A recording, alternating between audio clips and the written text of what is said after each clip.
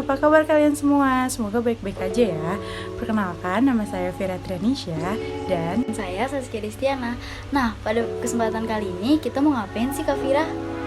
kali ini kita akan ngebahas tentang modul yang telah kita buat yang berjudul Telekomunikasi dan Konsumen. Nah, modul ini membahas tentang aspek sosial dan ekonomi dari teknologi baru.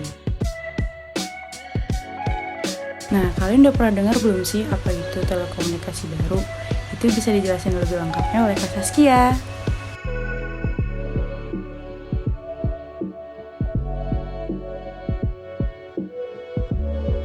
Baik, terima kasih Kak Vira. Nah, istilah teknologi informasi dan komunikasi baru digunakan untuk peralatan komunikasi elektronik yang dikembangkan dan dikomersialkan selama 20 tahun terakhir. Nah, contohnya itu ada PC atau komputer pribadi bersama dengan koneksi internet dan penggunaan internet seperti email, www, obrolan, dan pesan instan. Bagaimana cara telekomunikasi baru ini merubah kehidupan sehari-hari kita sebagai seorang konsumen? Bakal dijelasin sama Kak Vira. Silakan Kak Vira. Nah, teknologi komunikasi baru benar-benar mengubah kehidupan pribadi kita serta kehidupan kerja kita. Penggunaan internet atau email dan telepon seluler di lingkungan kerja telah menghasilkan apa yang disebut telepresence. Email dan ponsel tidak hanya memperluas domain informasi dan instruksi, tetapi juga mempercepat proses kerja secara signifikan. Nah, keadaan tele juga telah menempatkan pekerjaan atau pekerjaan yang menguntungkan ke dalam ranah privat, pemisahan ketat antara pekerja, kehidupan dan waktu senggang, atau waktu dengan keluarga telah terasa melunak.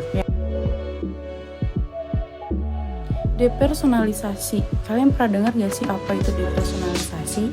Depersonalisasi, perluasan DIY atau do it yourself, swalayan dan depersonalisasi yang dihasilkan adalah konsekuensi dari cara hidup di mana segala sesuatunya dilakukan secara elektronik melalui antarmuka grafis dan hanya menangani satu dimensi sebagai lawan berurusan dengan orang lain.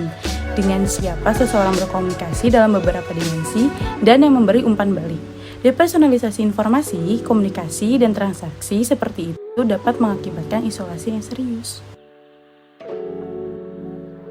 Perubahan terkait konsumsi. Meningkatnya peralatan rumah tangga dengan peralatan teknologi komunikasi menyebabkan terjadinya perubahan distribusi biaya. Yang selanjutnya ada saluran penjualan baru. Teknologi komunikasi baru, terutama internet, juga digunakan secara komersial sebagai saluran penjualan tambahan. Konsekuensi ekologis. Sering diasumsikan bahwa bentuk komunikasi elektronik dan teknologi baru mengurangi beban ekologis umum pada lingkungan karena berlawanan dengan bentuk mobilitas tradisional atau dalam kasus teknologi rumah tangga cerdas atau rumah pintar, aliran energi dapat dioptimalkan. Selanjutnya lagi ada kesenjangan digital.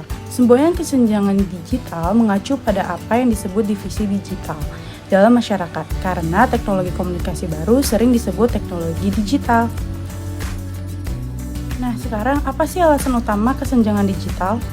Bahwa penggunaan peralatan dan teknologi bergantung pada kontrak yang ada dan pembelian serta penggunaan menghasilkan biaya investasi dan biaya operasional tambahan. Pribadi, perlindungan data, pengawasan. Bagi sebagian besar konsumen Austria, masalah utama terkait perlindungan data adalah kebanjiran publisitas yang tidak diinginkan, dalam bentuk tertulis maupun dalam bentuk elektronik atau spam. Pertanyaan lain tentang privasi dan otonomi informasi relatif tidak begitu penting, meskipun dapat menimbulkan konsekuensi yang dramatis.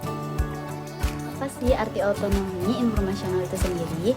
Istilah privacy dan otonomi informasi terkait dengan konsep hak asasi manusia, tentang martabat manusia, kerahasiaan surat, pesan telegraf, dan ruang pribadi secara keseluruhan yang tidak dapat dilanggar.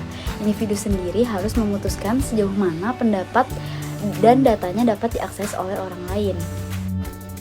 Sekarang kita akan membahas apa sih problema yang dihadapi oleh pengguna. Yang pertama ada kenaikan penawaran yang berbiaya. Selanjutnya ada kecanduan internet, pemiskinan bentuk komunikasi dan kapasitas untuk berkomunikasi, pemberdayaan konsumen, pemberdayaan warga, demokratisasi proses organisasi informasi, e-learning, dan yang terakhir komersialisasi. Lalu ada tujuan pedagogi. Dalam bidang pedagogi, tidak perlu dikatakan lagi bahwa penggunaan media baru dan teknologi komunikasi baru yang bertanggung jawab, bermakna secara individual, dan berkelanjutan merupakan tujuan utamanya. Nah, sekarang kita akan bahas tentang hak-hak konsumen yang penting terkait penggunaan teknologi baru. Yang pertama itu ada hak pertukaran, pembayaran pembelian online, perlindungan agar tidak terdengar, label kualitas e-niaga, langkah-langkah keamanan terkait perbankan rumah. Yang pertama, jangan simpan PIN, TAN, dan kata sandi di PC.